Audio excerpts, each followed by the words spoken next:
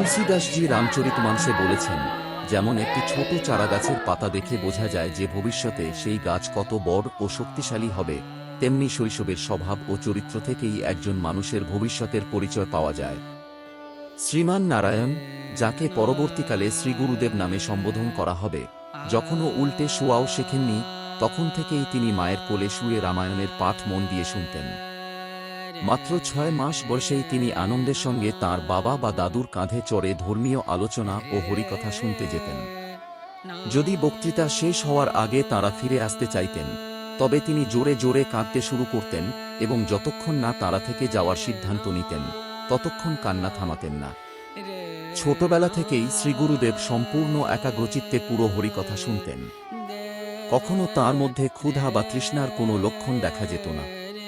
তিনি যখন ভক্তদের সভায় উপস্থিত হতেন, তখন তাঁর উপস্থিতিতেই সমগ্র পরিবেশ এক অপূর্ব আধ্যাত্মিক আনন্দে ভরে উঠত। আর যেই তাকে দেখত, তার হৃদয় সঙ্গে সঙ্গে আনন্দ ও উল্লাসে পূর্ণ হয়ে যেত। শ্রীগুরুদেব যখন প্রায় 7 মাসের ছিলেন, তখন তাঁর বাবা মা লক্ষ্য করলেন যে সাধারণ জল দিয়ে তাকে স্নান করাতে গেলে তিনি মৃদু কান্না করতেন এবং সেই জল স্পর্শ করতেও চাইতেন না। কিন্তু কাছের গঙ্গা থেকে আনা গঙ্গাজল দিয়ে স্নান করানো হলে তিনি অত্যন্ত আনন্দিত ও সন্তুষ্ট হয়ে যেতেন। তিনি ছোটবেলা থেকেই অত্যন্ত দৃঢ় স্বভাবের ছিলেন। যতই সুস্বাদু খাবার হোক না কেন, যদি তা ভগবানের প্রসাদ না হতো, তবে তিনি কিছুতেই তা গ্রহণ করতেন না। আর প্রসাদ গ্রহণ করার আগেও পরিবারের শ্রীলক্ষ্মী নারায়ণ ও শালগ্রাম শিলার নিত্যসেবায় নিবেদিত চরণামৃত পান না করা পর্যন্ত তিনি আহার করতেন না। কথা বলতে শেখার পর থেকেই পণ্ডিত দ্বারিকা তিওয়ারি তাকে কোলে বসিয়ে শ্রীমদ্ভগবদ্গীতার শ্লোক শেখাতেন। তিনি স্নেহভরে বলতেন, যেমন একটি ছোট ছেলে প্রথমে শিক্ষকের কাছ থেকে বর্ণমালা শেখে, তেমনি তুমিও গীতা মুখস্থ করো। গীতা মুখস্থ করলে শ্রীকৃষ্ণ তোমার হৃদয়ে বিরাজ করবেন। শ্রীকৃষ্ণের উপদেশই তাঁর মহাপ্রসাদ, তাঁর মহান কৃপা। যে ব্যক্তি নিজের জীবনকে সফল করতে চায়, তার উচিত শ্রীমদ্ভগবদ্গীতা অধ্যয়ন করা এবং এর শ্লোকগুলি হৃদয়ে ধারণ করা। যেখানে শ্রীকৃষ্ণ এবং তাঁর পবিত্র বাণীর প্রতি শ্রদ্ধা থাকে, সেখানে দুঃখ, রোগ বা মোহের কোনো স্থান থাকে না। তাই এই শ্লোকগুলি খুব যত্ন করে হৃদয় ধারণ করো এবং এর মাধ্যমে আমাদের বংশের মর্যাদা রক্ষা করো।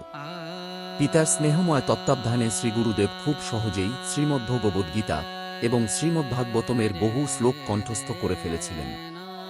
ভোরবেলা গীতাপাঠ শেষ করে শ্রীগুরুদেব তাঁর পিতার সঙ্গে গঙ্গার তীরে যেতেন। সেখানে তাঁরা ধূপ, দীপ ও ফুল নিবেদন করে গঙ্গামাতার পূজা করতেন। তারপর গঙ্গায় স্নান করে পূর্বপুরুষদের উদ্দেশ্যে তর্পণ অর্পণ করতেন। যাতায়াতের পুরো পথেই বাবা ছেলে একসঙ্গে শ্রীমদ্ভগবদ্গীতার শ্লোক আবৃত্তি করতেন। বাড়ি ফিরে তাঁর মা তাঁকে চরণামৃত পান করাতেন এবং গৃহদেবতা শ্রীলক্ষ্মীনারায়ণের নিবেদিত প্রসাদ খাওয়াতেন। শ্রীগুরুদেব যখন 5 বছর বয়সে পদার্পণ করলেন, তখন তিনি বিদ্যালয়ে যেতে শুরু করেন। গ্রামের ছোট ছোট ছেলেরা স্বতঃস্ফূর্তভাবে তাঁর প্রতি আকৃষ্ট হয়ে প্রতিদিন তাঁর বাড়িতে জড়ো হতো, যাতে সবাই একসঙ্গে বিদ্যালয়ে যেতে পারে। এমনকি পাশের গ্রামের ছেলেরাও তাঁর সঙ্গে যোগ দিত। গুরুদেবের বাবা মা বিদ্যালয়ে যাওয়ার আগে সব ছেলেদের চরণামৃত ও প্রসাদ দিতেন। তারপর শ্রীগুরুদেব তাঁদের নিয়ে পাশের দলসাগরা গ্রামের বিদ্যালয়ের উদ্দেশ্যে রওনা হতেন, যা তাঁদের বাড়ি থেকে প্রায় 9 কিলোমিটার দূরে ছিল। বিদ্যালয়ে যাওয়ার পথটি বন ও মাঠের মধ্য দিয়ে গিয়েছিল। বর্ষাকালে সেই পথ জলে ডুবে যেত, ফলে চলাচল করা খুবই কঠিন হয়ে পড়ত। দলসাগরার সেই সাধারণ প্রাথমিক বিদ্যালয়ে একটি মাত্র ঘর ছিল, যা শিক্ষকের অফিস হিসেবে ব্যবহৃত হতো।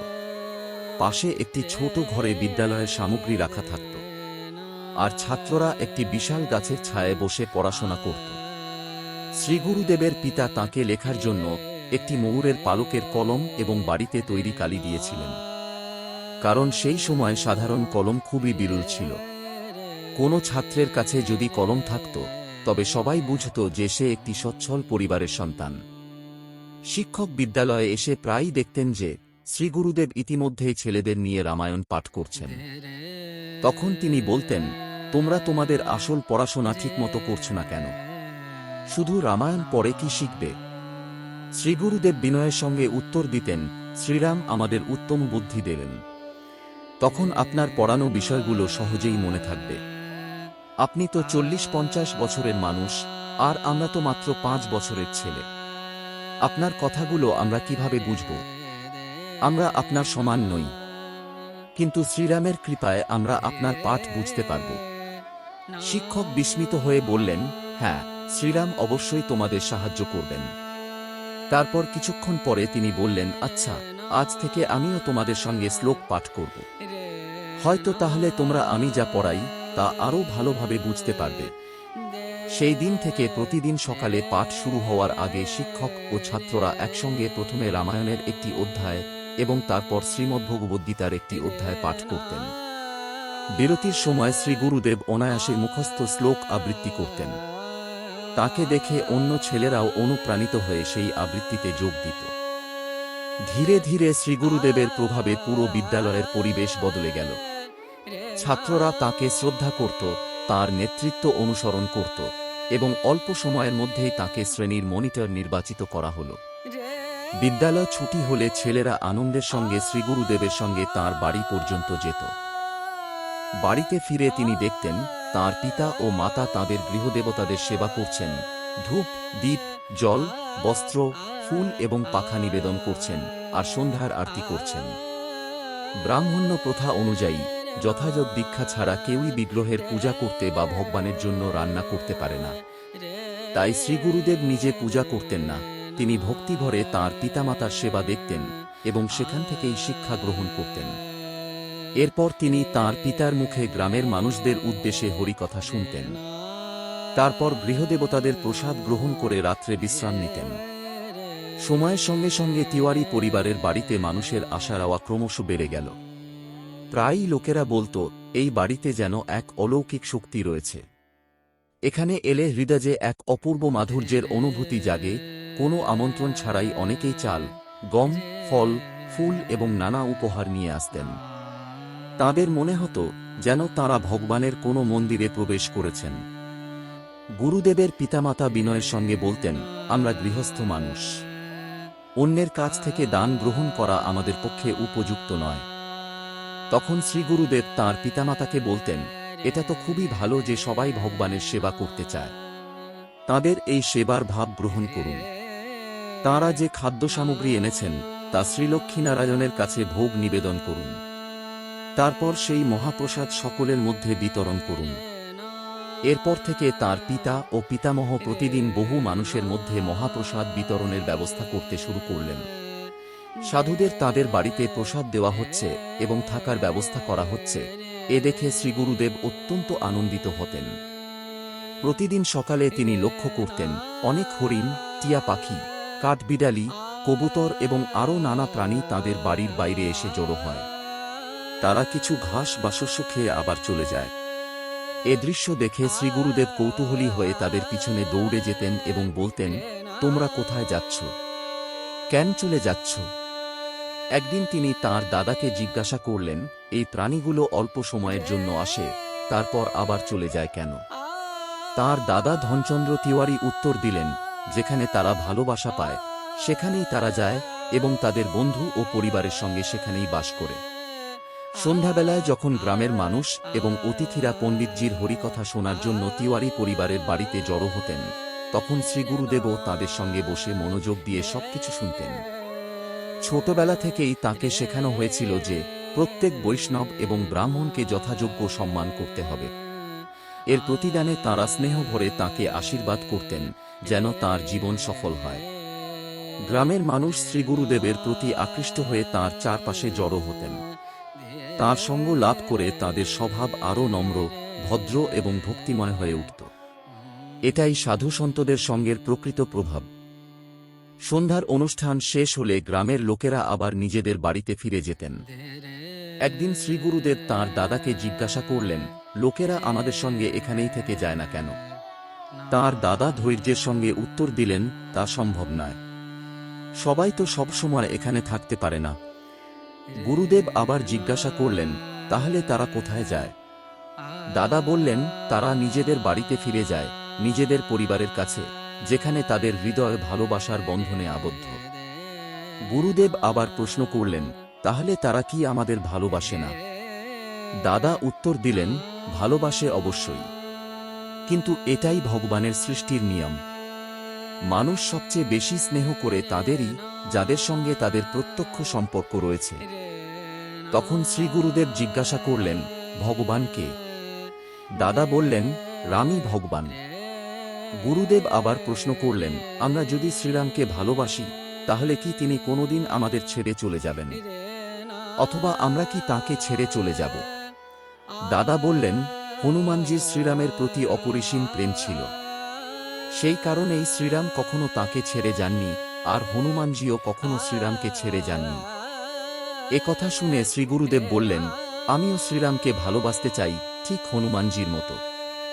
যদি আমার শ্রীরামের প্রতি সত্যিকারের প্রেম হয়, তাহলে তিনি আমার কাছে আসবেন এবং আর কখনো আমাকে ছেড়ে যাবেন না। কিন্তু পৃথিবীতে তো সবাই একদিন না একদিন চলে যায়। তার দাদা বললেন, কিন্তু তোমার তো নিজের পরিবার তোমার সঙ্গেই আছে, অন্যদের জন্য এত চিন্তা করছো কেন? গুরুদেব বললেন, কিন্তু সবাই তো একসময় চলে যায় এবং আলাদা হয়ে যায়। ছোটবেলা থেকেই শ্রীগুরুদেবের ভগবানের প্রতি গভীর আকর্ষণ স্পষ্টভাবে প্রকাশ পেয়েছিল। তিনি প্রায়ই তাঁর বাবা মাকে জিজ্ঞাসা করতেন, আমরা কিভাবে ভগবানের সঙ্গে এমন এক প্রেমের সম্পর্ক গড়ে তুলতে পারি, যাতে তিনি আমাদের কখনো ছেড়ে না যান। এভাবেই তিনি খুব অল্প বয়সেই জাগতিক সম্পর্কের ক্ষণস্থায়ী স্বভাব উপলব্ধি করেছিলেন।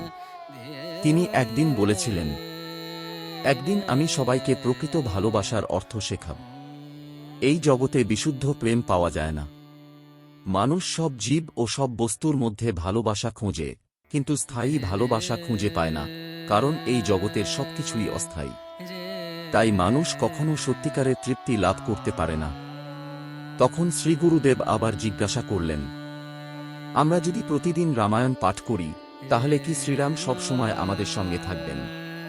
তাঁর দাদা উত্তর দিলেন, প্রতিদিন পাঠ করা অবশ্যই খুব ভালো, কিন্তু রামায়ণ এত বড় গ্রন্থ যে প্রতিদিন পুরোটা পড়ার মতো সময় সবার থাকে না।